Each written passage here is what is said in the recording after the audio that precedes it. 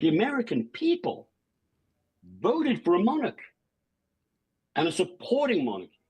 At least 35 to 40% of it love it. Do not want it questioned. I'm watching people make clowns of themselves publicly by attempting, like Scott Bessent, to defend every single incoherent, contradictory position this moron takes. And so you see exactly why this country was founded in the first place, and you see precisely the depth to which its public political culture has sunk. I mean, someone said this the other day on Twitter. I liked it, and I'm going to keep using it. Uh, we are being controlled by the dumb right. I mean, this is a very low IQ administration and the people defending it. But when you say Scott Bessent and people like this, there's some incredibly clever people. Do they believe it? Because it has taken on kind of some cult-like properties, right? I mean, do you think that the kind of Trump coalition has a kind of cult mentality at this point? Because they mouth a lot of things and say, even people criticizing the tariffs always preface it by saying, the dear leader is fantastic and he's fighting the right battle, and in God, he's handsome, and then a mild criticism. This is a bit North Korean to me.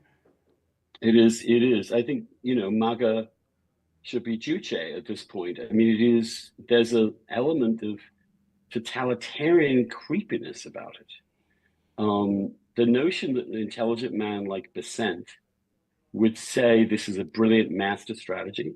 He never, I mean, again, this is like the emperor has no clothes. It really is. This is like the emperor's new clothes. There he is, stark fucking naked. Mm-hmm.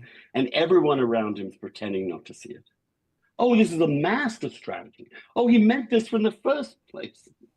Yes, he wants this to be a general tariff to set expectations for the entire world. No, he wants this to negotiate individually, country and country. Well, which is it?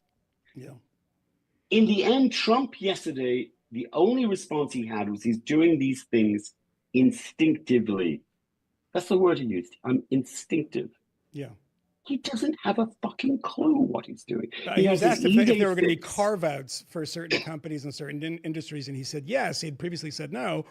And how would he judge, adjudicate, choose those things? And he said on instinct, which is kind of terrifying, actually, for the economy. It's terrifying. Of course, it is. And it's also, obviously, and this is really the core psychological motivation of this incredibly sick human being, is that what he needs above all is attention, and what he needs above all is attention from supplicants. Mm-hmm. This is what he loves. He loves people begging him for things. So he wants this broad tariff, but then he realizes, well, all these different countries can come begging me. Every time they beg me, I can get something from them.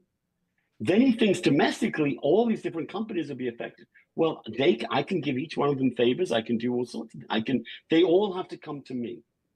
And what did he said the other day that they're kissing my ass. Literally, behind the lectern, in front of an audience, said, they're all kissing my ass now, which I think suggests that you might be right about this. Would you, I mean, I don't know if people have suggested, hey, maybe you should try to get a Trump interview. I mean, some people that are around him. And, I know Bill Maher a little bit. I mean, you know him pretty well. Bill just went to D.C., and along with one of America's greatest musicians, Kid Rock, had dinner with Trump. And I mean, he's going to be on his show for the first time since that. I imagine he'll discuss it on Friday. What do you make of that, of Bill going to sit down with a guy who had previously sued him for a comment that he made making fun of him? I mean, do you see any utility in sitting down with Donald Trump? And I mean, is there anything to get out of a guy like that? If you, as a journalist, said, come sit down with him. I mean, I don't think either of us would say no, but what do you make of Bill going and doing that? Well, I don't know. I don't want to speak for him. I don't know. I wouldn't. You wouldn't? Let me just say that. I wouldn't know. I think it's really, first of all, I think it's important that journalists not be friends with or associate with people in power. I just think it's terrible for you. I liked Obama, but I only accepted two invitations. Sorry, 2 invitations to the White House. Forgive me. That's it, though. That's it. That's Only the end of 2. it. Yeah. Well, you went in there day and night. I mean, people were going there all the time to hear him chat and so on.